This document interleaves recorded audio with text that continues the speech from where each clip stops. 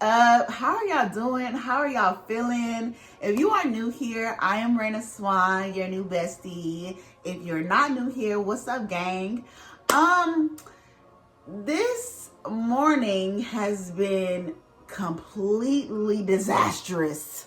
Let me tell you, okay? The last 2 hours of my life, it just somebody play the violin. It is just, y'all, I had tire trouble. Y'all, and who knows, okay? I woke up, went to the gym, did the little spa, did all my things, right? Take the kids to school at 7:30. Not thinking nothing. I didn't even look at the tire. Lord knows how long I was driving on the tire while it was flat. Who knows? Drove 10 minutes away, dropped them off. Drove 30 minutes away to drop my other child off to ABA therapy. I'm riding up 30 minutes back home. My car hitting a little, I'm like, why is it shaking like this? I finally get home. I text Marcus, I'm like, this car acting like it's on its last leg. I get out, inspect the tires on my side. I'm like, okay, maybe, something under the hood, I go around, I look in the back, the tire is done.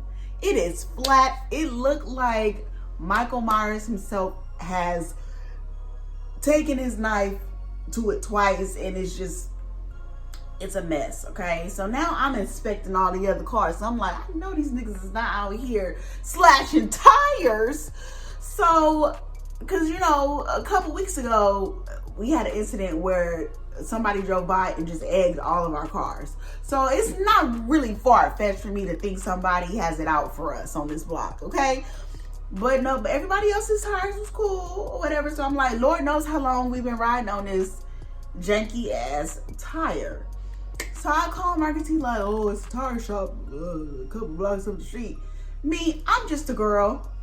I get sad instantly because I'm like, I don't want to do this. I don't want to deal with it. You can't come from work and just come deal with it. But I didn't say that, but this is what I was thinking. And so I'm just like, you know what? I'll just do it. I did myself. I don't want to do it, but I'll do it. So he sends me the address. My slow self gets on the freeway with my hazards on, and the car is, but I'm doing like 55, 60. I'm trying to make it 8 minutes away. I'm shaking, I'm scared. The car is shaking, we both shaking in that mug.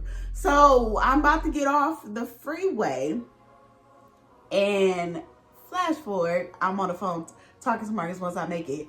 He's like, oh, at least the wheel didn't come off while you was on the freeway. I said, oh, but it did. It did. So while I'm on the freeway about to get off the freeway, I boom.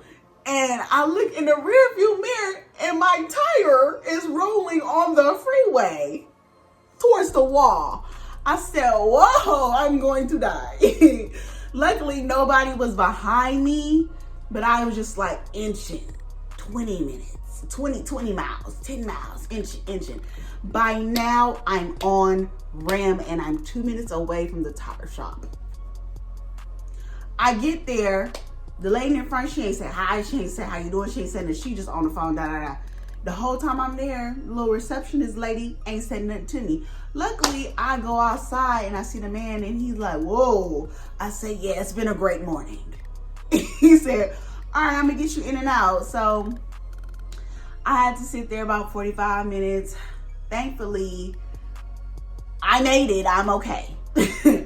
I'm okay. So, with that being said, this is not the video I was going to do for you guys today. I was going to do a completely different video, but I said, you know what? I ain't pressed for time.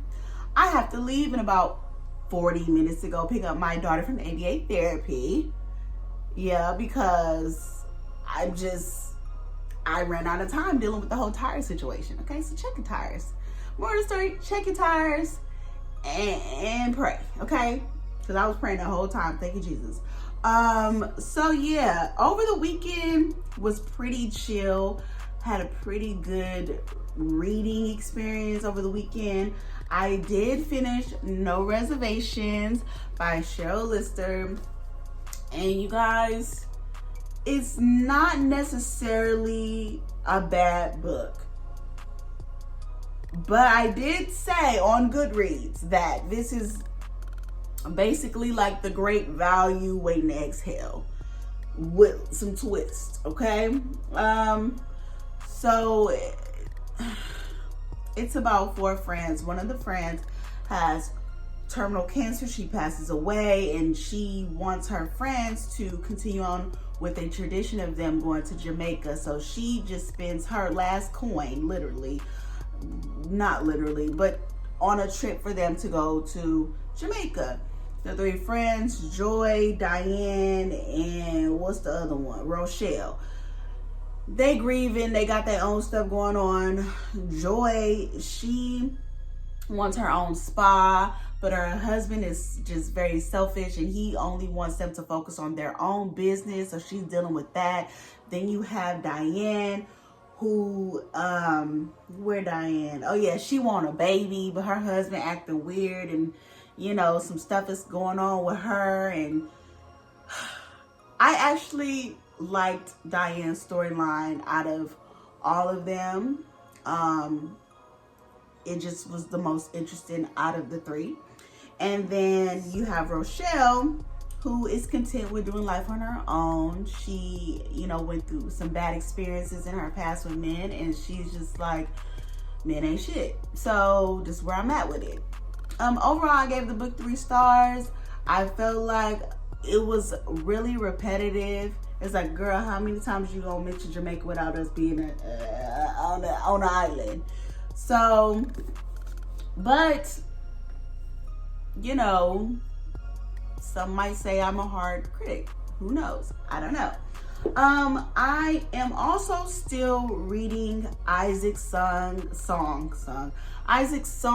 by Daniel Black, that will be out in January. And y'all, I'm not gonna say too much about this book because it is becoming a piece of my heart. Like, the way this book has like touched me and opened my eyes to a lot of different things, and made me like want to be forgiving with my own, like the people in my life. And like, it's just amazing. Daniel Black, he is such an amazing writer, and he really writes think pieces where you can like take the books that he's writing and really have real conversations about what you've read, and really get into some things that are like at the center of your core, that'll make you really question like how you're living your life, and if you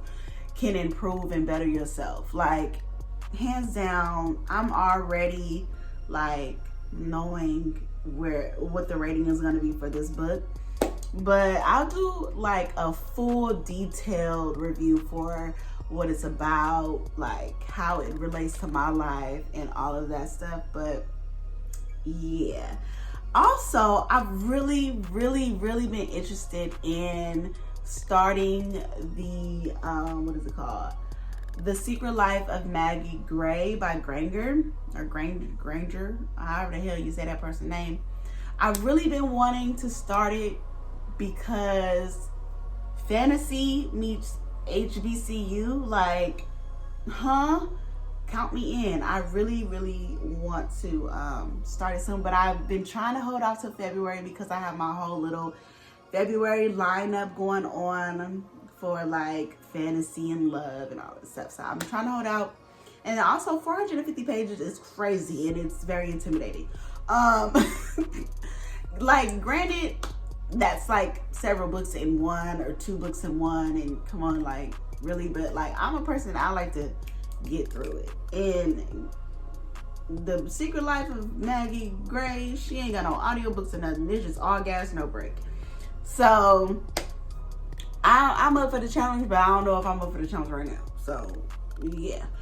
Anywho, I did receive the rest of my arcs from Macmillan, and so today we are going to be listening to Beautiful Ugly by Alice Feeney, and she is the author who wrote several books, but her most popular one that I've seen is Rock Paper Scissors.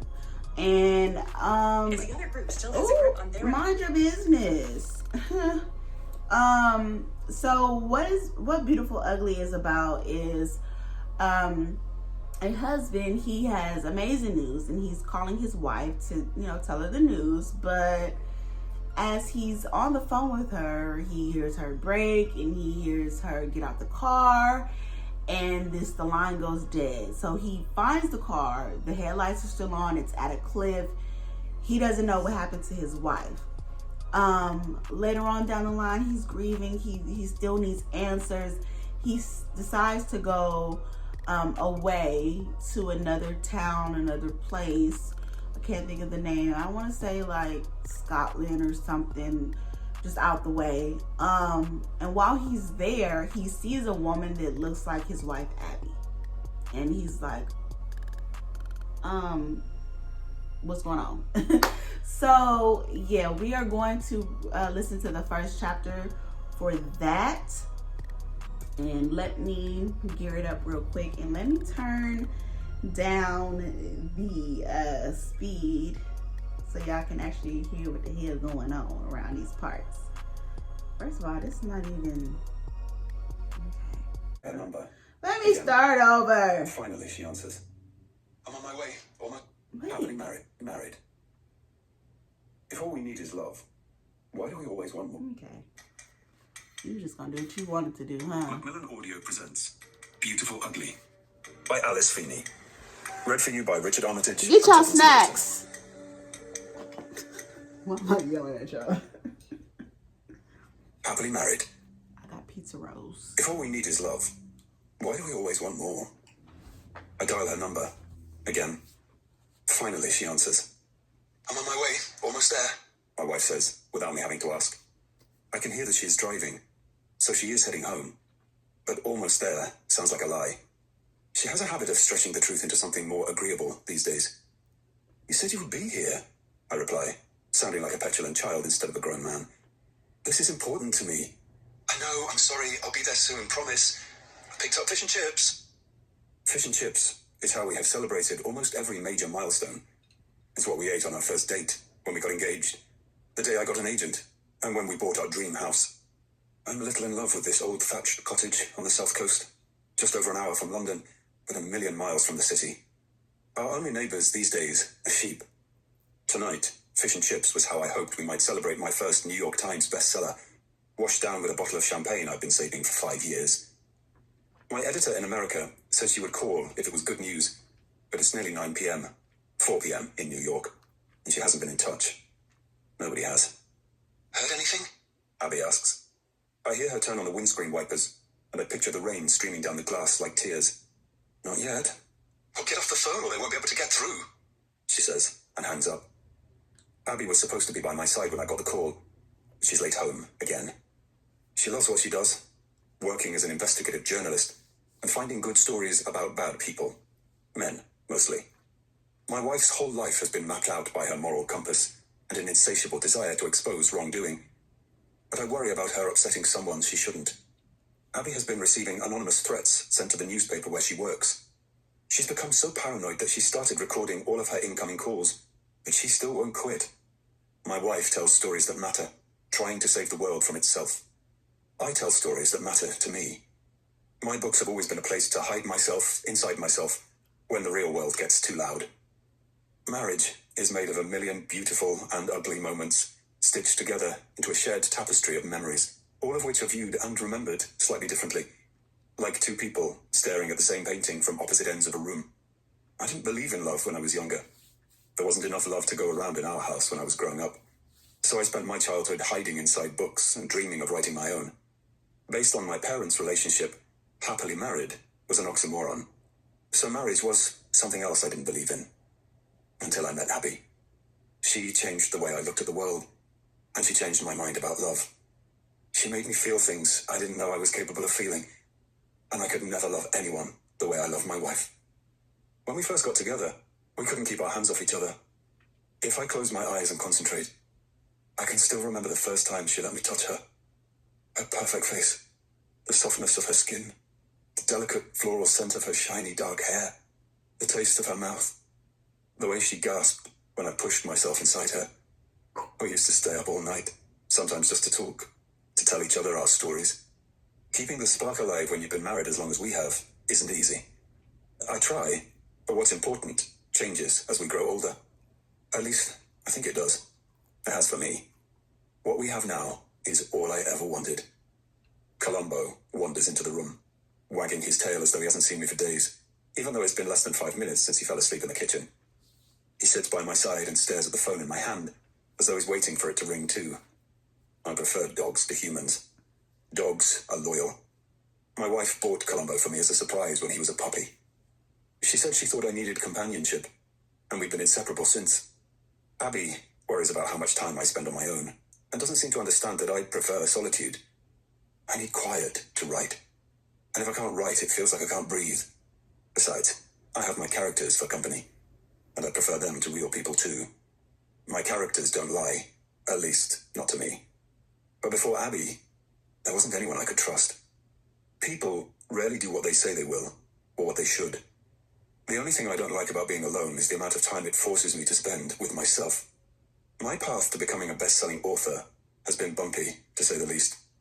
I am the overnight success story that was 10 years in the making, and for a long time I felt like the understudy in my own life. There were years of obscurity, shitty reviews, disappointing sales, and being dropped by multiple publishers. I was on the verge of giving up, but then I met my wife, and she introduced me to my dream agent. Everything changed after that. So you could say I owe her everything. Writing books is the only thing that makes me truly happy. I know Abby's job is important, and that I just make things up for a living. But I so badly wanted her to be by my side tonight. If my latest book really is a New York Times bestseller, she might be proud of me again. Look at me the way she used to. My mobile buzzes, and my editor's name lights up on the screen. My fingers are trembling as I answer the call. Grady, it's me, Elizabeth says. I can't tell from her neutral tone whether the news is good. We're all here, the entire publishing team. Kitty's on the line too. Hi, Grady. The glee in my agent's voice ends the suspense, and I surprise myself when I start to cry. Big fat tears roll down my cheeks, and I'm relieved nobody, except a large black Labrador, can see me. The dog looks up as though concerned. My editor continues, no longer able to disguise her excitement. So, as you know, there's been a lot of buzz around this book, and we're all so happy to have worked on it. We love you, and we love your books, which makes it even more wonderful to be able to tell you that you are a New York Times bestseller. There is cheering and screaming on the other end of the line. My legs seem to give way, and I find myself folding down towards the floor until I sit cross-legged, like the child who dreamed of being an author all those years ago. Columbo wags his tail and licks my face, and though I appreciate his unlimited affection, I wish my wife was here. My success still seems unreal to me, and I don't recognize my own life in this moment. It feels too good to be true, which makes me worry that maybe it isn't. Is this real? I whisper. Yes, my agent yells. I can't believe it, I say, unable to hide the wobble in my voice. Thank you, thank you, thank you. This means so much to me. I can't seem to speak. I'm filled with gratitude and astonishment. Are you still there, Grady? My agent asks. Yeah, I'm just so... It takes me a while to find the right word. Happy, I say eventually, trying on this unfamiliar emotion to see if it still fits. I think I might have to grow into it. Thank you, all of you.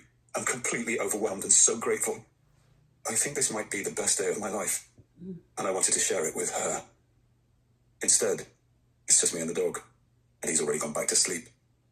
I do my best to properly thank all the people who made this dream come true. My amazing agent, my wonderful editor, brilliant publicist, the fantastic sales and marketing teams. Then the call I've waited forever for ends, and suddenly everything is quiet. Too quiet. I'm alone again. I pour myself a little glass of whiskey from one of the good bottles, then sit in silence, letting the news sink in. I want to treasure this special moment and hold on to it for as long as I can. When I have composed myself, I call my wife. I want to surprise her. I can picture Abby's mobile attached to the dashboard of her car, displaying her journey on a moving map, just like always. The phone barely rings before she answers. Well, she asks, her voice oozing expectation. I wish I could see her face. You are speaking to the author of a New York Times bestseller, she screams. Oh my God, I knew it. I'm so proud of you. I can hear genuine emotion in her voice and think my wife, who never cries, might be crying. I love you, she says. I can't remember when we last said that we loved each other. We used to say it every day. I like the sound of her words and how they make me feel. Like when you hear an old song you haven't heard for years on the radio. One you used to love. I'm almost home, she says, interrupting my mess of nostalgic thoughts. Take the champagne out and... I hear the sound of screeching brakes, then silence. What's happened? I ask. Are you okay? Can you hear me? The silence continues, but then I hear her voice again. I'm fine, but there's a woman lying in the road. What? Did you hit her? No, of course not. She was already there. That's why I stopped. Abby says. Where are you now? I'm on the cliff road. I'm going to get out and see if... No, I shout. What do you mean, no? I can't leave her lying in the lane. She might be hurt. Then call the police. You're almost home. Do not get out of the car. If you're worried about the fish and chips getting cold, I'm worried about you. She sighs, and I hear the faint click as she releases her seatbelt. I think you've read too many Stephen King books. I think doing the right thing isn't always the right thing to do. Please, don't get out of the car, I say. What if it were me in the road? Wouldn't you want someone to stop and help? Wait, don't hang up. Fine. If it makes you feel better. It has never been possible to change my wife's mind about anything. The more you urge her not to do something, the more determined she is to do it. Abby opens the car door. I love you, she says again. By the time I think to say it back, it's too late. She must have left her phone attached to the dashboard, because all I can hear is the sound of her footsteps as she walks away. 1 minute goes by, then another. I can still hear the indicator and the windscreen wipers. 5 minutes later, the call is still connected, but I can't hear Abby. Have you ever known something terrible was about to happen before it did? Or felt an overwhelming, inexplicable fear that someone you loved was in danger? I'm holding the phone pressed to my ear, and I've started pacing. Can you hear me? I ask, but she doesn't answer. Then I hear footsteps again. It sounds as though Abby might be getting back into the car, but she still doesn't reply. The only thing I can hear is the sound of someone breathing. It does not sound like my wife. A moment ago, I was happier than I had ever been. Now I am paralyzed with fear. This is the worst, best day of my life. I know the stretch of road she is on. It leads directly to the coast and is not far from the house. The nearest building is a mile away. There is nobody close by I can call for help. I start walking. Then I run. I'm still holding the phone to my ear with one hand, breathless but calling her name. She doesn't answer. The night is too dark, too cold, too wet. There are no streetlights in the countryside, only shadows. All I can see is an anthracite sky speckled with stars, a silhouette of fields on one side of the road, and a moon-stained sea on the other. All I can hear are the waves slamming into the cliff, and my own labored breaths. I see her car parked on the verge, and I slow down, taking in the scene. The headlights are still on, the indicators are flashing, and the driver's door is open. But Abby isn't here. There is no sign of a person lying in the road either. No signs of life at all. I spin around, squinting into the darkness at the empty lanes and rolling hills. I shout her name and hear my voice echo on the phone attached to the dashboard. She's still on the call to me. Except that she isn't. The fish and chips are still on the passenger seat, along with Abby's handbag. I look inside it, but nothing appears to have been stolen. The only unfamiliar thing in the car is a white gift box. I open the lid and see a creepy-looking antique doll with shiny dark hair and dressed in a red coat. Her big blue glass eyes seem to stare right at me, and her mouth has been sewn shut. I take another look around, but everything is still and silent and black. Where are you? I shout, but Abby doesn't answer. My wife has disappeared. Okay. That was interesting.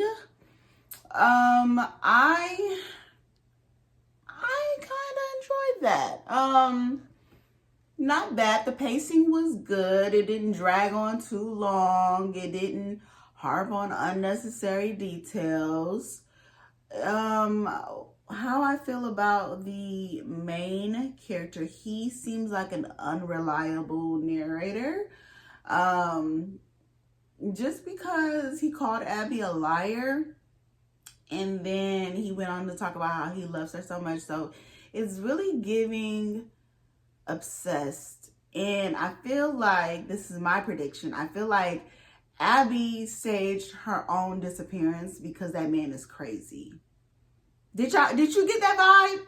That's the vibe I got. Like, I feel like he is a writer who, because you say, because you heard the man say the characters in his books be keeping him company. And he'd rather be around the characters than to be around real people. That man is crazy. I caught that. You didn't catch that. I caught that though. That man is crazy. Hold on, my sister is okay. She hung up.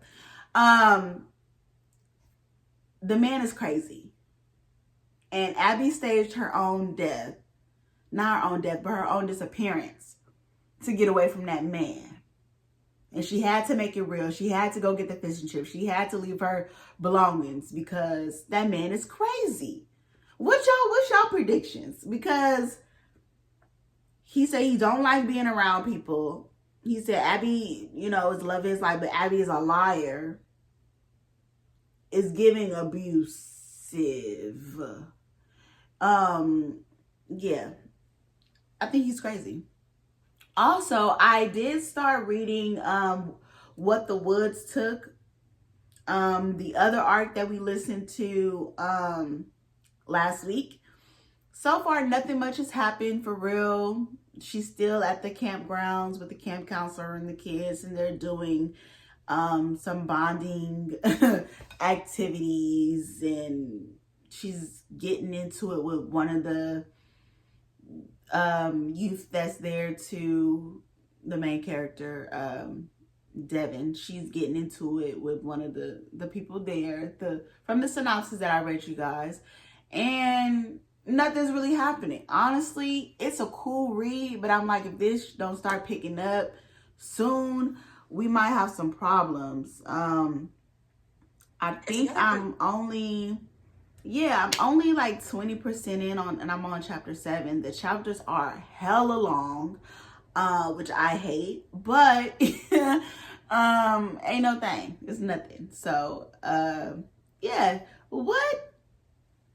What did y'all think about Alice's book, Beautiful Ugly, that's coming out? I think this is coming out January 14th.